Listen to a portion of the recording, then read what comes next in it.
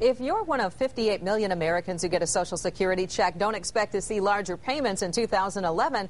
This morning, the Social Security Administration announced that there will be no cost of living increase to Social Security for the second year in a row.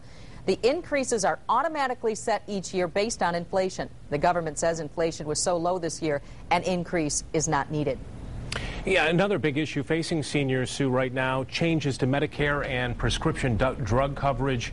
Seniors in West Michigan and around the country are taking a new look at what benefits are being offered for next year and how much is it going to cost. And for many people, it's a lot to take in. And that's why we've brought in Joe Murphy, the Executive Director of Michigan Medicare and Medicaid Assistance Program, to help us through this. I'm sure you guys are getting a lot of phone calls from people who are confused. There are some big changes coming their way this year. Tell us what's on tap. Okay. Yes, every year people need to choose a prescription drug plan between November 15th and December 31st, and that's true this year. But in addition to that, because of a law that passed a year ago, MIPA, some of the private fee-for-service Medicare Advantage plans are going away. And so all of the members of those plans got letters on roughly October 2nd saying that their plan would no longer be available. Their company may have another alternative, or they should look for something new. So we have the regular shoppers plus the people who are losing their plans. A lot of those folks were with Blue Cross Blue Shield. If some 47, close to 50,000 people got that letter, they're going to have to make a decision coming up. What is your best advice for those folks? What should they be looking at? They should always, look at their particular situation. They can always go back to original Medicare and maybe pick up supplemental insurance and a standalone drug plan. If they want to do that, there's 35 standalone drug plans in Michigan this year. Or they can go to a Medicare Advantage plan that includes drugs.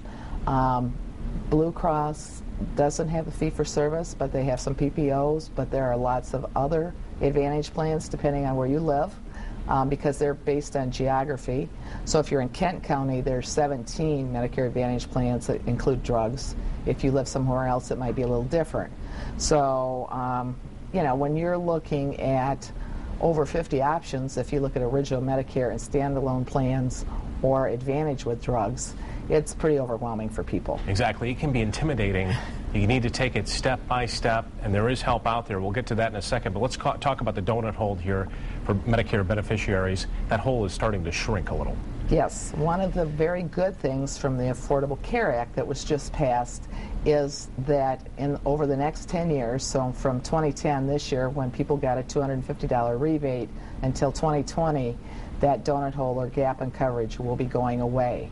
In 2011 is going to be the first big change in that the people that get to the donut hole will only pay 50% of the cost for brand drugs, which is really huge for them.